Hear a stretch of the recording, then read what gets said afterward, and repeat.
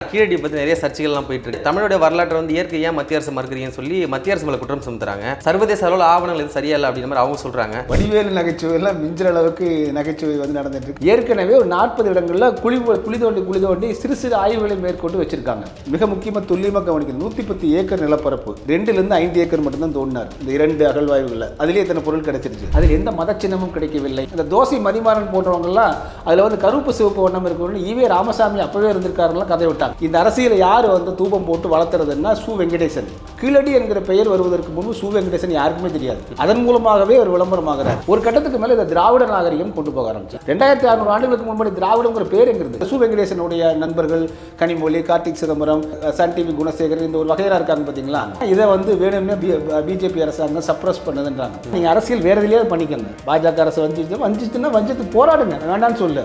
தப்பு தவறுமா பண்ணக்கூடாதுல்ல. ரிசர்ச் பண்றாங்க. அந்த அதிகாரிகள் கொஞ்ச நாள் வந்து இடமாற்றம் பண்றாங்க, பதவி கொடுத்து வேற எதுவும் மாத்துறாங்க. என்ன காரணத்தினால 2017லயும் அவர் மட்டும் மாற்றப்படல. 2024ல பதவி ஒரு கொடுத்தப்பட்டு டெல்லிக்கு அனுப்பப்படுறாரு. ஆனா இங்க என்ன சொல்றாங்க, பந்தாடப்பட்டார் அவரு. தமிழ்நாடு அரசு தான் இப்ப கீழடியில் அருங்காட்சியகம் அமைச்சிருக்கு. இப்ப திறந்தவெளி அருங்காட்சியகம் அமைக்குது. அந்த பொருட்களை அந்த அருங்காட்சியகத்தை வச்சது இந்திய தமிழ்நாடு தொல்லியல் துறை. ஆனால் இன்று வரை அவர்கள் அறிக்கை வெளியிடல. எந்த அறிக்கையும் வெளியில 8 ஆண்டுல 8 அறிக்கையில் ஒரு அறிக்கை கூட வெளியில வரல. என்ன பிரச்சனைனா சு வெங்கடேசன் அந்த ஆய்வுகள் எடுத்த நிறைய படங்களை பாலகிருஷ்ண ஐஏஎஸ் கொடுத்து 2400 ரூபாய்க்கு புத்தகம் போட்டார். ஆய்வறிக்கையே வெளிவராததுக்கு முன்பே புத்தகம் வழி வந்து விட்டது.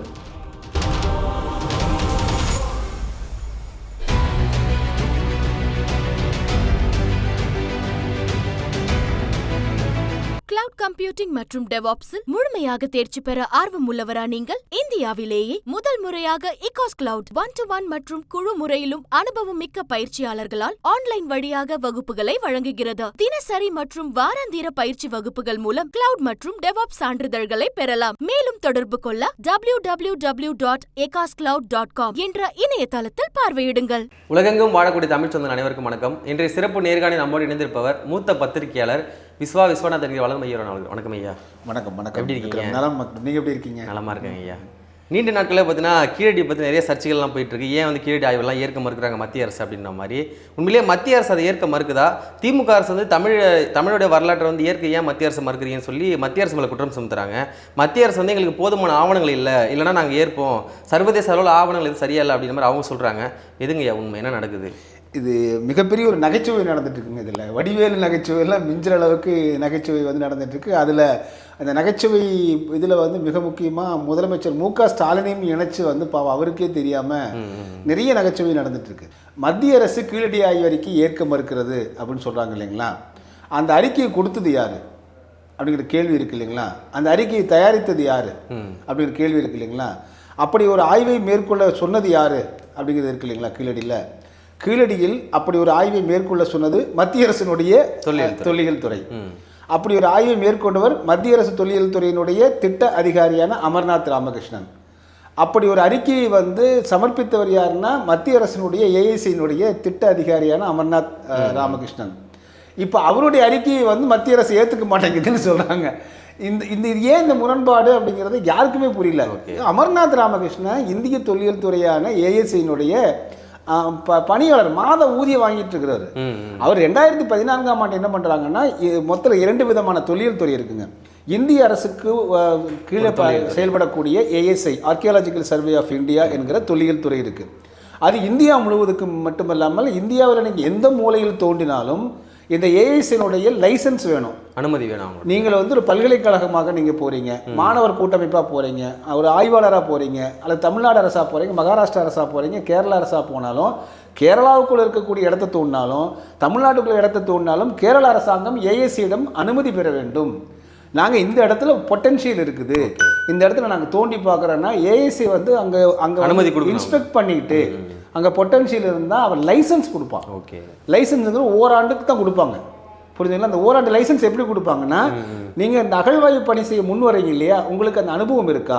ஏன்னா அகழ்வாய்வுனா சும்மா வந்து கடப்பாறை எடுத்து தோன்றது இல்லை. உள்ளுக்குள்ளே வந்து ரொம்ப மிக முக்கியமான பாதிப்புகள் ஏற்படாது. பானை உடையிடக்கூடாது, இதெல்லாம் உடையாமல் அதை வந்து எடுப்பதற்கு அந்த நீங்கள் அனுபவம் வாய்ந்தவராக இருக்கணும். அவர்கள் என்ன விதிமுறைகள் இருக்குதோ அதன்படி செயல்படக்கூடியவங்களாக இருக்கணும். அதையெல்லாம் சேமித்து ரெக்கார்ட் பண்ணணும். எடுத்து வீட்டுக்குள்ள தூக்கிட்டு போயிட முடியாது. ஸோ அப்படிப்பட்டதெல்லாம் இருக்கும்போது அந்த விதிமுறைகளை பின்பற்றக்கூடியவங்களுக்கு தான் லைசன்ஸ் கொடுப்பாங்க. ஒருவேளை அந்த விதிமுறையை நீங்கள் பின்பற்ற தவிர அந்த லைசன்ஸை கேன்சல் பண்ணுறதுக்கும் ஒரு உரிமை உண்டு. அது மாதிரி நடந்திருக்கு. அப்போது இந்திய தொல்லியல் துறை, இந்திய அரசாங்கத்தின் கீழ் இயங்கக்கூடிய இந்திய தொல்லியல் துறைக்கு இப்படிப்பட்ட உரிமை இருக்குது. அப்படிப்பட்ட நிலையில் 2014ஆம் ஆண்டு அந்த இந்திய தொல்லியல் துறையினுடைய தென்னிந்திய தலைமை அலுவலகம் வந்து பார்த்திங்கன்னா மைசூரில் தான் இருக்குது. மைசூர் வந்து தலைமை அலுவலகம் இருக்கிறதுனால அந்த அங்கே வந்து ஒரு அமர்நாத் ராமகிருஷ்ணன் அப்படிங்கிற இந்த அதிகாரியை, இந்திய தொல்லியல் துறை தனது அதிகாரியை நீங்கள் போய் அங்கே ஒரு ஏதாவது ஒரு எக்ஸ்கவேஷன் பண்ணுங்க, அப்போ நீங்களே இடத்தை தேர்ந்தெடுத்து பண்ணுங்கன்னு ஒரு பட்ஜெட் கொடுக்குறோம் நாங்கள் அப்படின்னு சொல்லுது. யார்? இந்திய அரசாங்கத்தினுடைய ஏஎஸ்ஐ. இவர் வந்து பார்க்குறாரு, அந்த இடத்துல பார்க்குறாரு, கீழடிங்கிற இடத்துல வந்து பார்த்திங்கன்னா தமிழ்நாடு அரசு தொல்லியல் துறை ஏற்கனவே ஒரு 40 இடங்களில் குழி தோண்டி சிறு சிறு ஆய்வுகளை மேற்கொண்டு வச்சுருக்காங்க.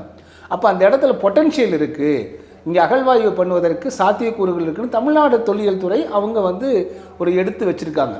அந்த இடத்துக்கு இந்திய தொல்லியல் துறை அதிகாரியான அமர்நாத் ராமகிருஷ்ணன் அந்த இடத்தை தேர்ந்தெடுக்கிறார். அதற்கு அனுமதி கொடுப்பாங்க அவங்க. அப்போ அதில் தேர்ந்தெடுக்கும் போது அந்த இடத்த தேர்ந்தெடுத்து 2014ஆம் ஆண்டு முதல் கட்ட ஆய்வு, 2ஆம் கட்ட ஆய்வுன்னு 2 ஆய்வுகள் பண்ணுறார். ஃபஸ்ட்டு சீசன், செகண்ட் சீசன்பாங்க. அந்த 2 ஆண்டுகளுக்கு லைசன்ஸ் வந்து அவங்க தலைமையகம் கொடுத்துருக்கு அவருக்கு.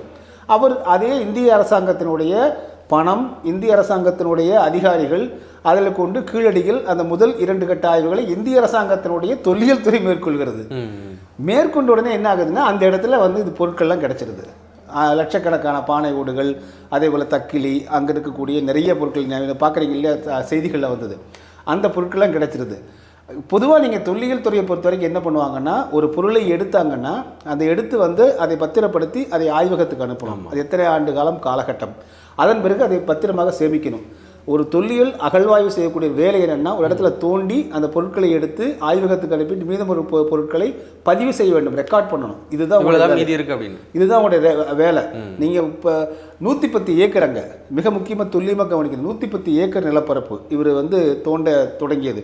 2லேருந்து 5 ஏக்கர் மட்டும்தான் தோண்டினார் அந்த 2 அகழ்வாய்வுகளில். அதுலேயே இத்தனை பொருள் கிடச்சிருச்சு. ஏன் மீதம் உள்ளதெல்லாம் தோண்டலைங்களா? இல்லை, அதுக்கு அடுத்தடுத்து பட்ஜெட் வேணும்ல. அது நீங்களே சொன்ன மாதிரி பொருட்களை எல்லாம் உடையாமல் எடுக்கணும்னா அது நீண்ட நெடுங்காலம் தொடர்ந்து எடுத்துக்கிட்டே இருக்கணும். அப்போ ஒவ்வொரு கட்டமாக தான் செய்வாங்க, ஒரே ஸ்ட்ரெச்சில் செய்ய முடியாது, செய்ய மாட்டாங்க எங்கேயுமே.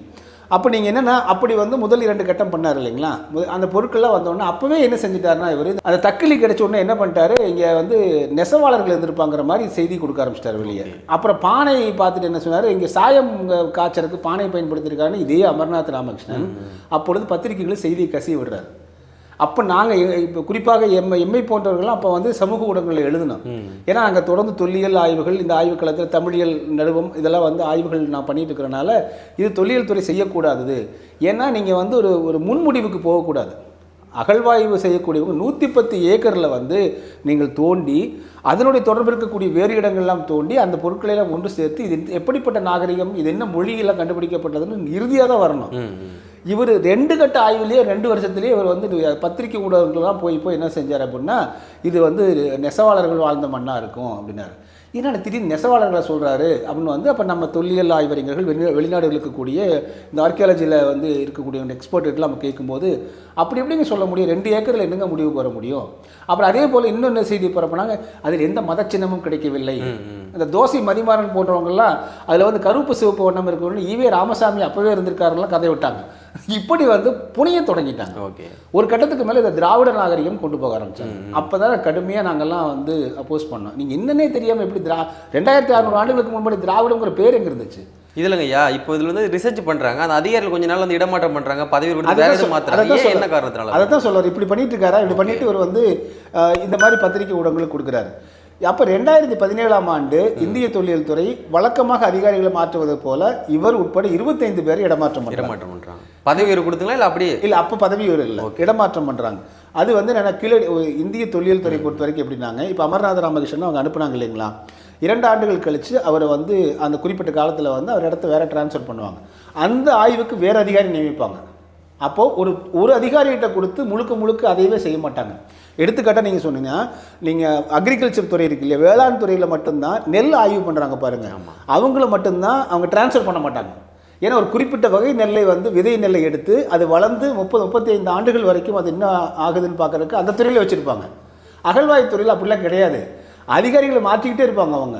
அப்போ இந்த அதிகாரி நீங்கள் உங்கள்கிட்ட 2 கட்ட ஆய்வை கொடுத்துட்டேன், நீங்கள் எடுத்துட்டீங்க, அப்போ அதுக்கான ரிப்போர்ட் கொடுப்பா அப்படின்னு உங்களை டிரான்ஸ்ஃபர் பண்ணிவிட்டு அதற்கு வேறு இடத்துக்கு ஆளை போடுவாங்க. அப்படித்தான் அமர்நாத் ராமகிருஷ்ணன் உட்பட 25 அதிகாரிகள் அப்போ மாற்றினாங்க 2017ஆம் ஆண்டு. அப்போவே என்ன சொல்லிட்டாங்க, கீழடியில் வந்து தமிழர் நாகரிகம் கிடைத்து விட்டது, அமர்நாத் ராமகிருஷ்ணனை மட்டும் இவர்கள் வந்து வேண்டுமென்றே சரி செய்து பாஜக அரசு மாற்றிவிட்டது அப்படின்னு அப்போவே தொடங்குறாங்க அரசியல். இந்த அரசியலை யார் வந்து தூபம் போட்டு வளர்த்துறதுன்னா சு வெங்கடேசன். சு வெங்கடேசனுக்கு இதெல்லாம் என்ன பெனிஃபிட்னா, கீழடி என்கிற பெயர் வருவதற்கு முன்பு சு வெங்கடேசன் யாருக்குமே தெரியாது, அதன் மூலமாகவே அவர் விளம்பரமாகிறார். ரெண்டாவது சு வெங்கடேசன் யாருன்னா அமர்நாத் ராமகிருஷ்ணன் உறவினர், அவர் மனைவி வகையில் ஒரு உறவினர். அப்போ இதை வந்து பொலிட்டிக்கல் ஆக்குறாரு. அப்புறம் போன உடனே மீண்டும் அவரே இங்கே வரணும் அப்படின்றாங்க, இவங்க குரல் கொடுக்குறாங்க. புரிஞ்சுங்களா? அப்போ இங்கே உள்ள சு வெங்கடேசனுடைய நண்பர்கள் கனிமொழி, கார்த்திக் சிதம்பரம், அப்புறம் இந்த சன் டிவி குணசேகர், இந்த ஒரு வகையரா இருக்காங்க பார்த்தீங்களா, இந்த பெரியாரிய மார்க்சிய கம்யூனிச இந்த வகையராக்கெல்லாம் என்ன பண்ணுதுன்னா இதை வந்து வேணும்னே பிஜேபி அரசாங்கம் சப்ரஸ் பண்ணுதுன்றாங்க. நம்முடைய கேள்வி, அடிப்படை கேள்வி கேட்குறேன், நம்ம இந்த இடத்துல பிஜேபி அரசாங்கம் இந்திய அரசாங்கம் அப்படிலாம் இல்லை. இந்தியாவில் வந்து அந்த காங்கிரஸ் ஆட்சி ஆண்டாலும் பிஜேபி ஆட்சி ஆண்டாலும் இதே சு வெங்கடேசனுடைய மார்க்சிஸ்ட் கட்சி ஆட்சி ஆண்டாலும் தமிழர்களை மதிக்கவே மதிக்காது. உண்மையே இல்லையா? மார்க்சிஸ்ட் கட்சி எப்படி ஈழத்தில் தமிழர்களை மதிச்சுதான் என்ன? அப்போ எந்த கட்சி வந்து இந்திய அரசுக்கு ஆதரவாக வந்தாலும் தமிழர்கள் மீது அக்கறை கொள்ள போவதில்லை. அதெல்லாம் இங்கே நடிப்பாங்க, அங்கே போயிட்டீங்கன்னா வந்து இந்தியான்றுவாங்க. இதுதான் வந்து இதே வந்து கம்யூனிஸ்ட் இடதுசாரிகள் வந்து அங்கே ராகுல் காந்தி ஒழிகம்பாங்க. கேரளாவில் குமுளி பார்டரை தாண்டி தமிழ்நாட்டுக்குள்ள வந்து ராகுல் காந்தி வாழ்கம்பாங்க. இப்போ இப்படிப்பட்ட இடதுசாரிகள் வந்து நாளைக்கு இந்திய அரசாங்கத்தினுடைய ஆட்சி பணிக்கு போனால் மட்டும் கீழடி அறிக்கை வெளியிட்டுருவாங்களா என்ன? அப்போ இது பம்மாத்து வேலை. இங்கே தமிழர்களுடைய வரலாறு வந்து அவங்க தமிழர்கள் வந்து மதிக்க வேணாம், ஆனால் தமிழருடைய வரலாறு ஏற்றுக்கிறது என்ன பிரச்சனை? நான் நல்லா புரிஞ்சுக்குங்க, இது யார் செஞ்சாங்கன்னு கேள்வி கேட்குறேன். அந்த ஆய்வை யார் செஞ்சது? அமர்நாத் அவர்கள் தான். அது எந்த அரசு? தொல்லியல் துறை, மத்திய அரசோடது தான். சரி, அது யார் ஏற்றுக்கலன்னு சொன்னாங்க? இல்லை, இங்கே தமிழ்நாடு அரசு வந்து ஏற்றுக்க மறுக்கிறாங்க, தமிழருடைய வரலாற்றை அழிக்கிறாங்கன்னு. அதைத்தாங்க நான் சொல்கிறேன். இப்போ இது வரைக்கும் நான் ரொம்ப ஒரு சிறுபிள்ளைக்கு சொல்கிற மாதிரி, குழந்தைக்கு சொல்கிற மாதிரி சொன்னேன் இல்லைங்களா? செஞ்சது இந்திய அரசாங்கம், இந்திய அரசாங்கத்தினோட அதிகாரி தான் செஞ்சார். செஞ்சது 2 ஆண்டுகளுக்கு பிறகு அவர் வேறு வேலைக்கு, அது வந்து வழக்கமான ரொட்டீனாக அவங்க மாத்திர இடம், பழி வாங்குறதாவே இருக்கட்டுங்க.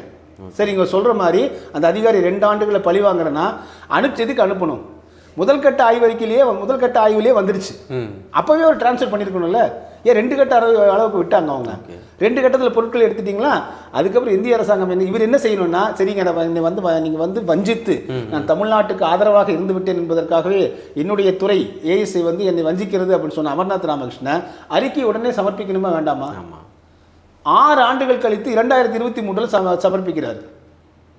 ஒருத்தர் வந்து ஆய்வு பண்ணா 2016 நடந்து 23 16, 17, 18, 2 ஆண்டுகளை நீங்கள் சமர்ப்பிக்க முடியாதா? நீங்கள் தானே தோணுனீங்க, நீங்கள் தானே பொருட்கள் எடுத்து, நீங்கள் தானே ஆய்வுக்கு சரி ஆய்வக அனுப்புனா 2 ஆண்டுகள் ஆகுனா நீங்கள் ஒரு 2 ஆண்டுகளில் பண்ணியிருக்கணும்ல.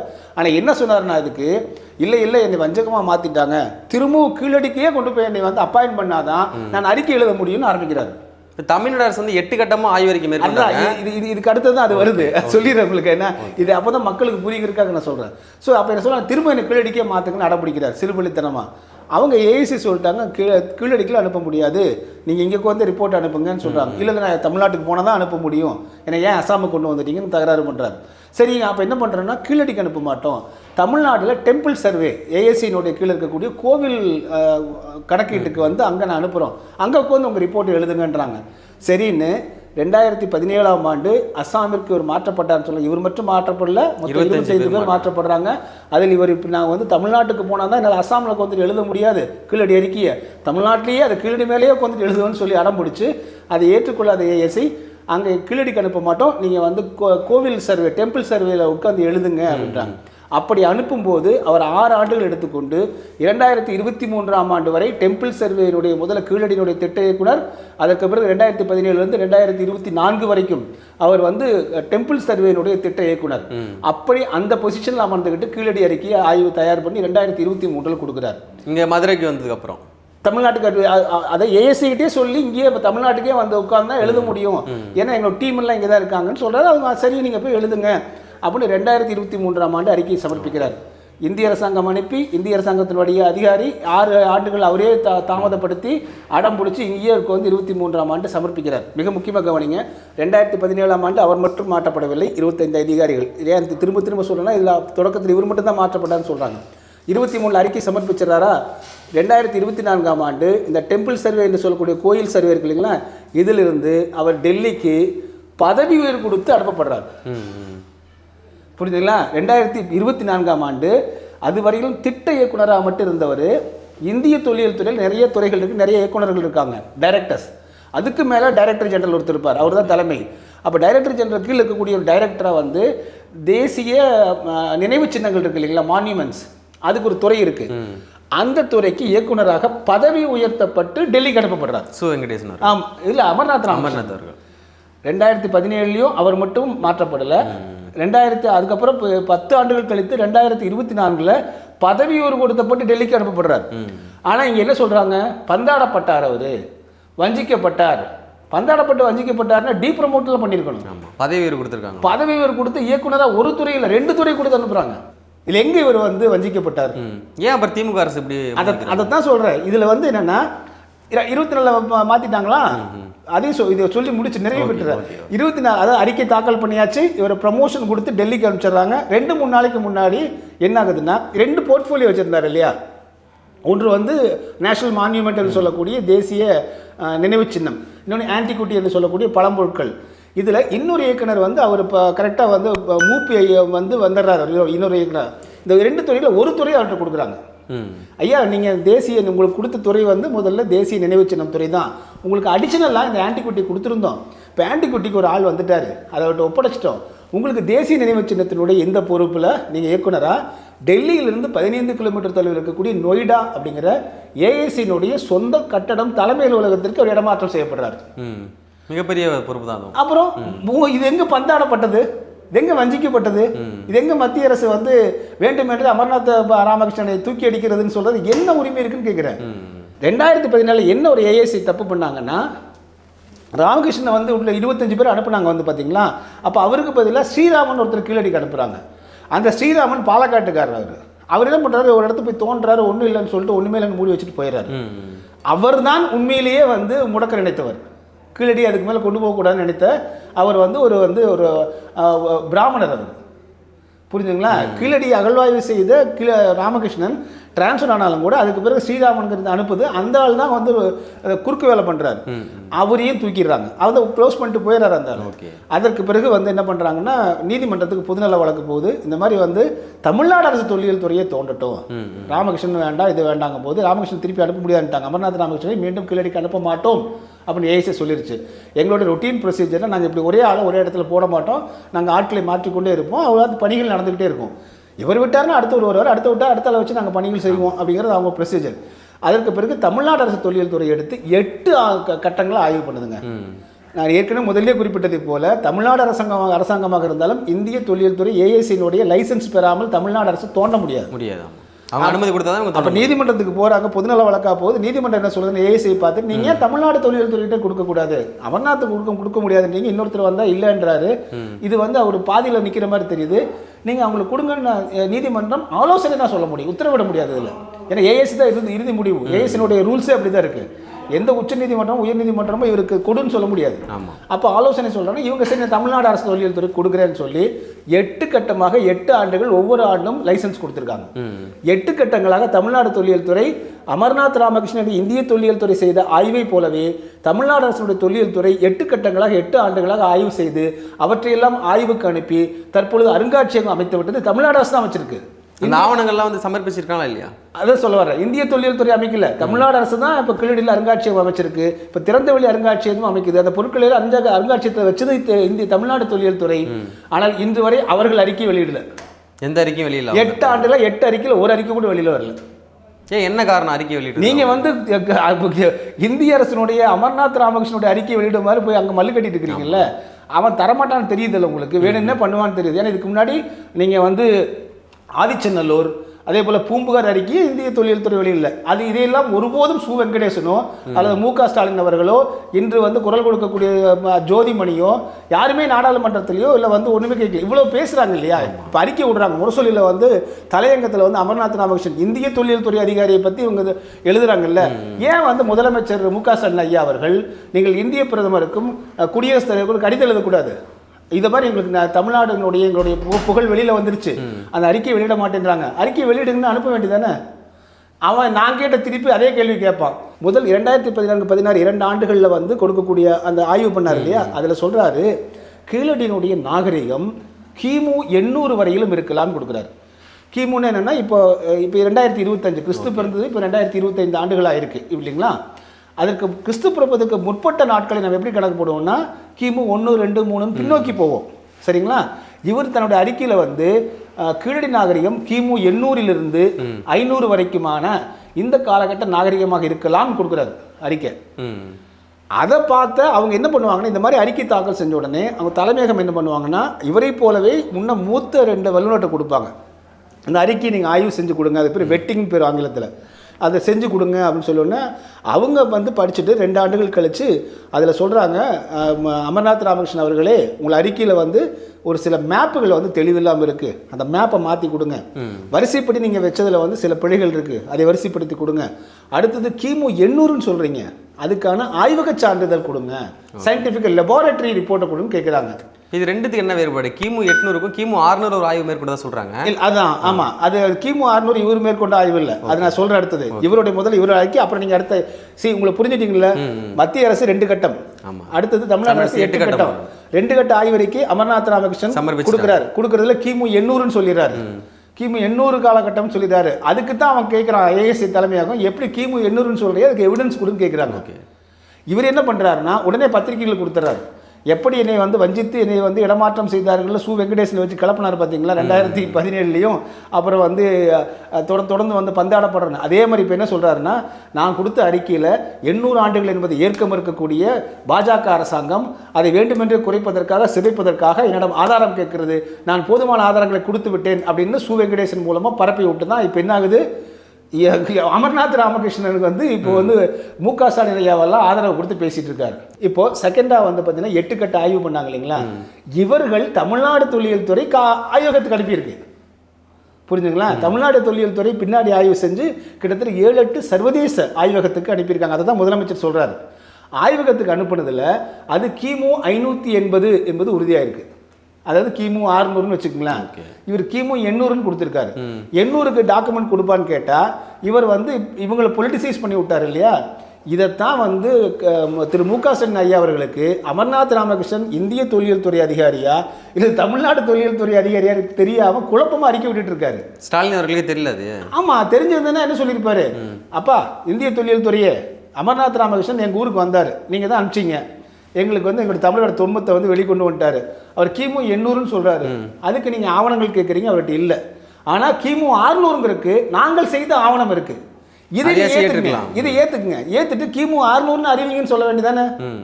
இப்போ இது தெரியாமல் தமிழ்நாட்டில் உள்ள எல்லாருமே வந்து நான் சொல்கிறேன்னா நீங்கள் அரசியல் வேறு எதுலையாவது பண்ணிக்கோங்க, பாஜக அரசு வஞ்சிச்சுன்னா வஞ்சித்து போராடுங்க, வேண்டான்னு சொல்ல, தப்பு தவறுமா பண்ணக்கூடாதுல்ல திமுக. அதான் இப்போ அமர்நாத் ராமகிருஷ்ணன் ஒரு மனிதனுக்கு ஒரு பக்கம் வந்து அரசியல் விளம்பரம் கொடுக்குறாங்க, இன்னொரு பக்கம் அவர் வேலைக்கு ஆப்பு வைக்கிறாங்க. புரியுதுங்க உங்களுக்கு? இப்போ நீ என்ன பண்ணணும், சிம்பிள். இப்போ அதே அமர்நாத் ராமகிருஷ்ணன் என்ன பண்ணியிருக்கணும், ஐயா 2017 வந்து என்னை மட்டும் மாற்றலைங்கய்யா, 25 பேர் மாட்டினாங்க, அதில் 2024 எனக்கு ப்ரொமோஷன் கிடைச்சிருச்சு, நான் சாதாரண திட்ட இயக்குனராக தான் இப்போ வந்து இயக்குனராக இருக்கிறேன், இந்திய அளவில் ஒரு ஒன் ஆஃப் தி டைரக்டர்ஸாக ப்ரமோட் ஆகி ப்ரெஸ்டீஜியஸாக வந்துட்டு இருக்கிறேன். அதே போல் இந்த அறிக்கையில் அவங்க கேட்ட இது வந்து கேட்டிருக்காங்க, அதுக்கிட்ட எவிடன்ஸ் இல்லை, தமிழ்நாடு அரசுடைய எவிடன்ஸ் 600 இருக்கு இல்லையா, 580 600 இருக்குல்ல, அதை நான் எடுத்து சமர்ப்பிச்சுக்கிறேன். எங்கள் துறையில் பேசி இந்த அறிக்கையை வந்து முழுமையாக கேட்ட திருத்தங்கள் இல்லை, கேட்ட விளக்கங்களை கொடுத்து இந்த அறிக்கையை வெளிவர வைக்கிறேங்கயா, நீங்கள் தயவுசெய்து அரசியல் பண்ணாதீங்க, அரசியல் பண்ணாதீங்கன்னு சொல்லணுமா வேண்டாமா? சொல்லணும். மூச்சே விடாமல் இருக்காரு. அப்போ இது ரசிக்கிறாருன்னு அர்த்தம் தானே. இவர் வந்து இத்தனை இவ்வளவு முக்குன்னு முக்கி அதை 600 தான் நிறுத்தியிருக்காங்க கண்டுபிடிச்சு.